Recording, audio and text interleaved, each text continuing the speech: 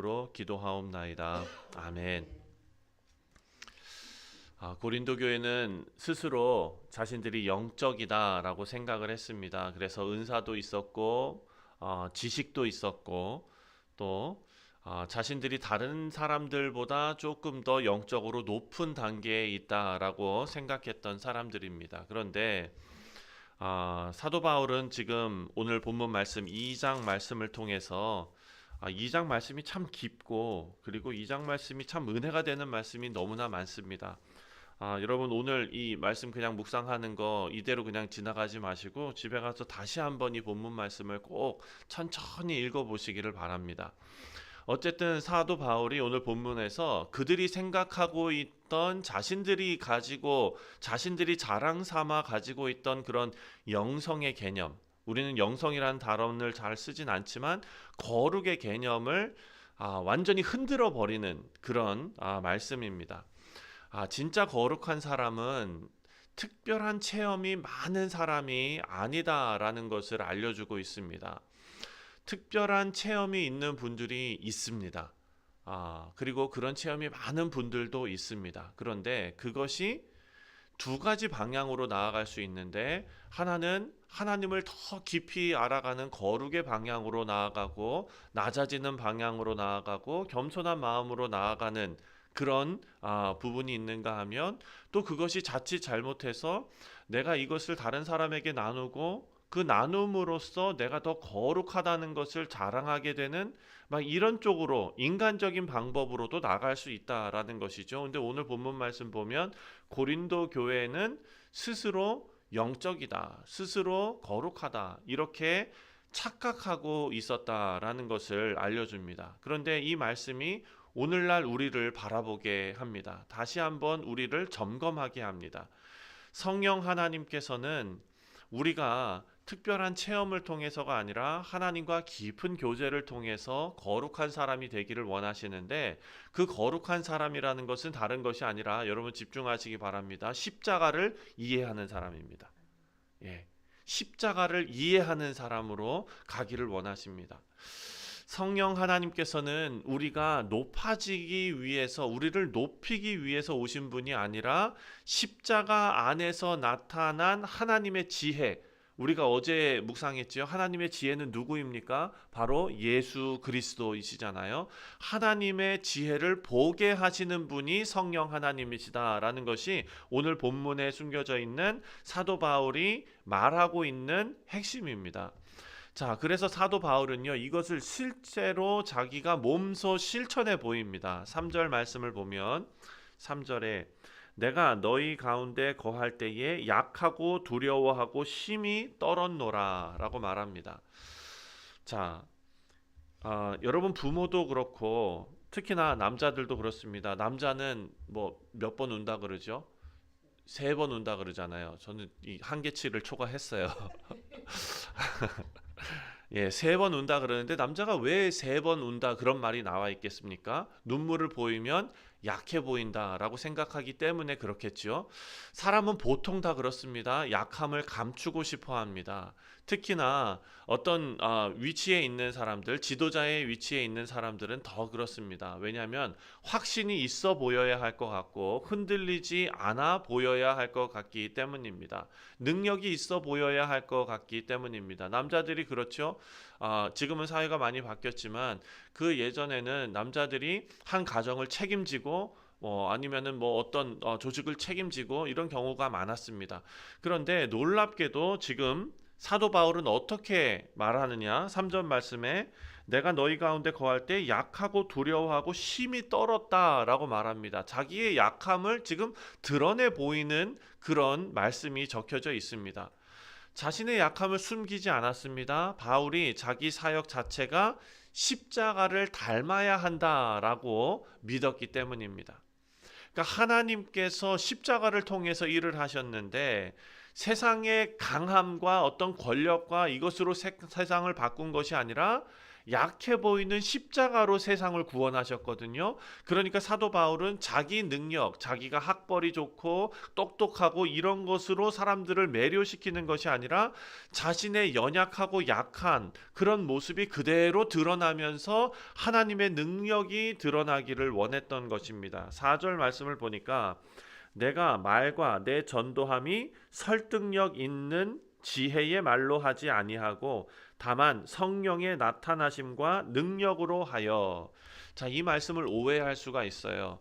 우리는 이 말씀을 지금 제가 설명한 그 내용을 머리에 가지고 이 말씀을 읽으면 이해가 되는데, 그렇지 않으면 내 말과 내 전도함이 설득력 있는 지혜의 말로 하는 것이 아니라 다만 성령의 나타나심과 능력으로 하겠다라는 것은, 내가 말로 이렇게 설교하고 말로 전도하고 이것보다 성령 하나님께서 기적을 막 일으켜 주셔가지고 직접 체험할 수 있게 직접 보여주시고 막 그냥 막 죽은 자가 살아나게 하시고 이런 성령의 나타나심과 능력으로 그렇게 하겠다라는 말로 오해할 수 있으나 그것은 그게 아니에요. 성령의 나타나심은 아까 뭐라고 얘기했죠?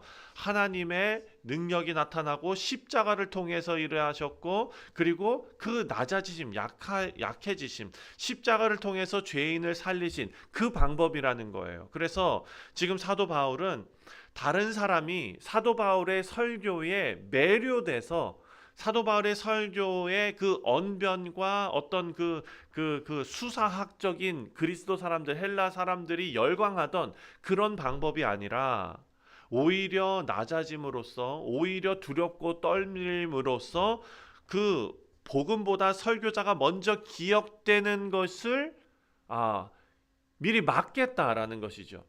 사랑하는 성도님들, 오늘날도 스타 목회자가 많은 그런 시대에 있죠. 네. 아무개 목사 그러면 미국에서도 와 정말 그 사람 정말 대단해. 그리고 미국 매스컴에서도 막 나오고 막 이런 경우가 많습니다.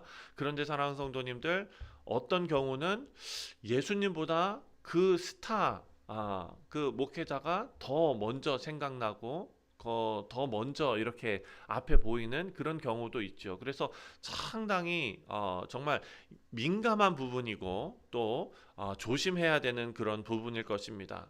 오직 성령 하나님께서 역사하시고 예수 그리스도만 남기를 원했던 바울의 모습이죠. 진짜 거룩은 사람이 높아지는 것이 아니라 자기 능력이 드러나는 그런 거룩이 아니라 십자가 앞에서 낮아지고 하나님 능력만 드러나게 만드는 것인 줄 믿습니다. 우리 모두가 그런 삶을 살기를 주님의 이름으로 축원드립니다.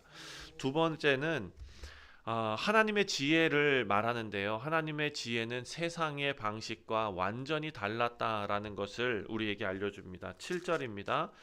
오직 은밀한 가운데 있는 하나님의 지혜를 말하는 것으로서 곧 감추어졌던 것인데 하나님이 우리의 영광을 위하여 만세 전에 미리 정하신 것이라. 아멘.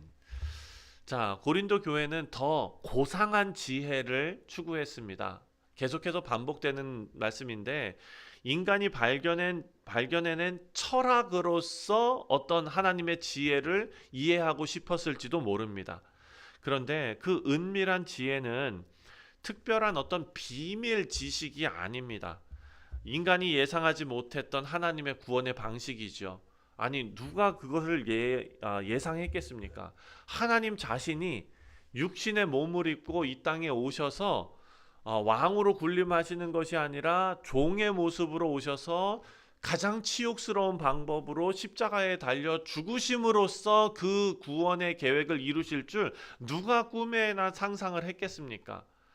그러니까 하나님의 방식은 더 강한 방식이어야 하고 고상한 방식이어야 하고 깨끗하고 아주 그냥 영광스럽고 모든 사람이 납득할 만한 승리처럼 보여야 되는데 하나님은 십자가를 선택하셨다는 것이죠. 그러니까 8절 말씀을 보니까 8절에 이 지혜는 이 세대의 통치자들이 한 사람도 알지 못하였나니 만일 알았더라면 영광의 주를 십자가에 못 박지 아니하였으리라. 한 사람도 그렇게 하나님의 그 깊은 뜻을 알 수 있는 사람이 없었다는 것입니다. 사람들이 예수님을 제거한다고 생각했지만 실제로 하나님의 구원 안에서, 구원의 계획 안에서 모두 다 움직이고 있었다. 인간은 끝까지 자기 방식대로 하나님 이해하려고 했었다라는 것입니다.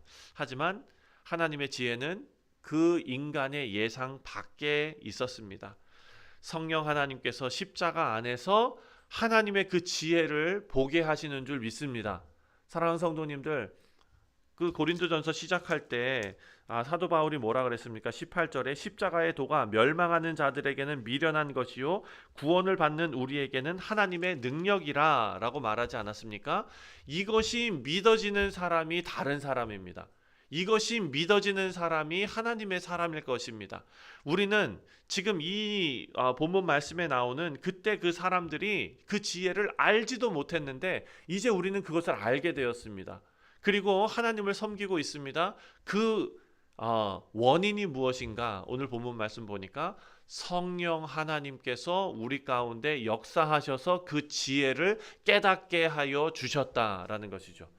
우리가 똑똑해서 된 게 아니라 성령 하나님께서 나도 모르게 내 안에 들어오시고 나도 모르게 복음이 깨달아지게 하시고 나도 모르게 예수 그리스도 그 지혜의 하나님의 지혜를 깨닫게 하여 주셨다라는 것입니다. 사랑하는 성도님들, 성령 하나님께서 십자가 안에서 하나님의 지혜를 보게 만드십니다. 마지막으로 진짜 거룩한 사람은 십자가를 이해하는 사람이다 라는 것을 사도 바울이 말합니다. 12절입니다. 우리가 세상의 영을 받지 아니하고 오직 하나님으로부터 온 영을 받았으니 이는 우리로 하여금 하나님께서 우리에게 은혜로 주신 것들을 알게 하려 함이라. 아멘. 성령 하나님께서 우리 가운데 오신 것은 너희는 참 특별한 사람이야 라는 것을 느끼게 하기 위해서 오셨다라기보다는 성령 하나님께서는 우리로 하여금 하나님의 마음을 알게 하시기 위해서 우리에게 오셨습니다. 십자가 안에 있는 하나님의 지혜를 보게 하기 위해서 오셨습니다. 그래서 마지막 14절 말씀을 보면 육에 속한 사람은 하나님의 성령의 일들을 받지 아니하나니 이는 그것들이 그에게는 어리석게 보임이요 또 그는 그것들을 알 수도 없나니 그러한 일은 영적으로 분별되기 때문이라. 아멘. 자, 세상 사람들은 십자가를 보면 약하고 미련하다, 끔찍하다 이렇게 말하지만 십자가는 그 십자가로서 너희는 스스로 구원할 수 없다라는 메시지를 우리에게 던지고 있습니다.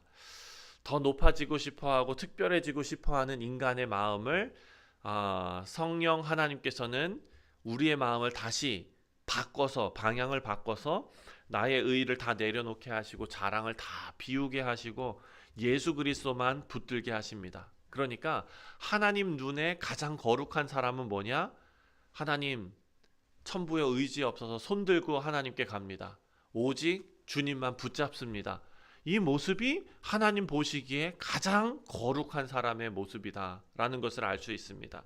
그래서 마지막에 그런 사람들은 누가 주의 마음을 알아서 주를 가르치겠느냐? 그러나 우리가 그리스도의 마음을 가졌느니라. 아멘. 우리가 그리스도의 마음을 가졌느니라. 그리스도의 마음, 십자가의 길을 붙드는 마음이죠. 우리 말씀 마치겠습니다. 고린도전서 이 말씀을 통해서 고린도 교회의 그런 상황을 우리가 살펴보면서 그 다른 교회의 그런 모습을 성경에 쓰여 놓은 이유가 있겠죠. 그 모습을 보고 무엇이 진리인지를 깨닫고 오늘 우리의 삶을 똑바로 살고 우리의 신앙을 올바로 세우고 우리의 가정과 교회를 잘 세워나가라 라는 말씀일 것입니다.